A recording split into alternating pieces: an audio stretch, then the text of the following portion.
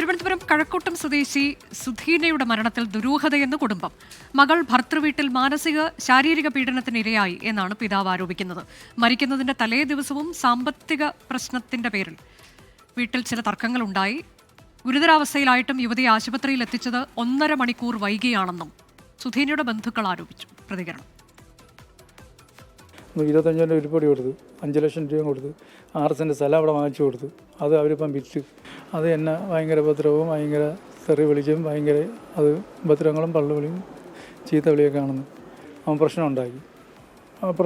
അവളെ രണ്ടുപേരും കൂടെ കഴുത്തിൽ എവിടെ ഇങ്ങനെ നിങ്ങൾ എന്നെ ജീവിക്കാൻ തമ്മിൽ എന്നെ കിടക്കാൻ തമ്മിൽ പറഞ്ഞാൽ അവൾ ചുമ്മാ കഴുത്തിൽ കിടന്നതിനെ ഇങ്ങനെ ഷാളിനെ ഇറുക്കി പിടിച്ചിരുന്നു. അപ്പോൾ യവനും കൂടെ ഇറുക്കി പിടിച്ചു. അപ്പോൾ അവൾക്ക് വേദന എടുത്ത് അവൾ ഷാളൊക്കെ തട്ടിക്കളഞ്ഞു. എൻ്റെ മോൾ യാതൊരു കാരണവശാലും ഈ ആത്മഹത്യ ചെയ്യില്ല. അവൾ തൂങ്ങി മരിക്കുകയില്ല, അവൾ ഒരു ആത്മഹത്യയും ചെയ്യില്ല. മേഘന മുരളി വിശദാംശങ്ങളുമായി. മേഘന, എന്താണ് ഈ കുടുംബം പറയുന്നത്? അവർ പരാതി നൽകിയോ?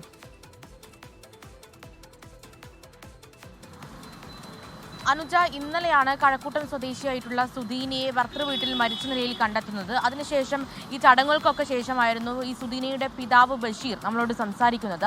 അതിൽ പ്രധാനമായും ഈ കുടുംബം പറയുന്നത് മകൾ ആത്മഹത്യ ചെയ്യില്ല, അതിൽ നിരന്തരം വർഷങ്ങളായി മകൾക്ക് ഈ ഭർത്തൃവീട്ടിൽ ഒരു മാനസിക ശാരീരിക പീഡനത്തിന് ഇരയാകേണ്ടി വന്നിട്ടുണ്ട്. അതിൻ്റെ തുടർച്ചയായാണ് ഈ മരണം എന്നുള്ളതാണ് പ്രധാനമായും പിതാവ് ആരോപിക്കുന്നത്. അതുപോലെ തന്നെ ഈ മരിക്കുന്നതിന് തലേ ദിവസവും വീട്ടിൽ പല പ്രശ്നങ്ങളും ഉണ്ടായിട്ടുണ്ട്.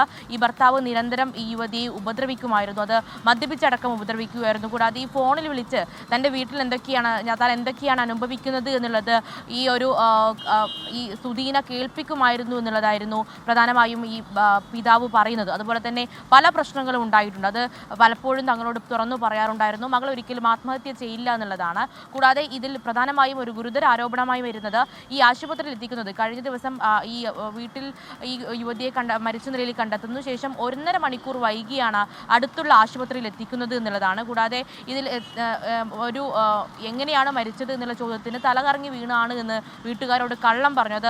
എന്താണ് സംഭവിച്ചത് എന്നുള്ള കാര്യം ഭർത്താവ് വെളിപ്പെടുത്താൻ തയ്യാറായില്ല എന്നടക്കമുള്ള കാര്യങ്ങളും ഇപ്പോൾ യുവതിയുടെ കുടുംബം പറയുന്നുണ്ട്. എന്തായാലും ഇപ്പോൾ തുമ്പ പോലീസിൽ യുവതിയുടെ കുടുംബം പരാതി നൽകിയിട്ടുണ്ട്.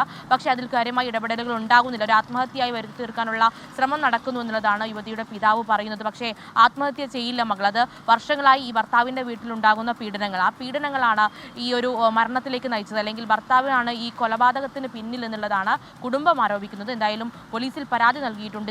ഇതിന് പിന്നിലൊരു ഗാർഹിക പീഡനമാണോ എന്നുള്ളതാണ് വ്യക്തമാകാനുള്ളത്. എന്തായാലും കുടുംബം അത്തരത്തിലാണ് ഒരു ആരോപണവുമായി മുന്നോട്ട് വരുന്നത്. ശരി, കഴക്കൂട്ടത്തെ യുവതിയുടെ മരണത്തിലാണ് കുടുംബം ഗുരുതരമായ ആരോപണം ഉന്നയിച്ചിട്ടുള്ളത്. ഭർത്താവിനെതിരെയാണ് ആരോപണം. തങ്ങളുടെ മകൾ ആത്മഹത്യ ചെയ്യില്ല എന്നുള്ളതാണ് ആ കുടുംബം പറയുന്നത്.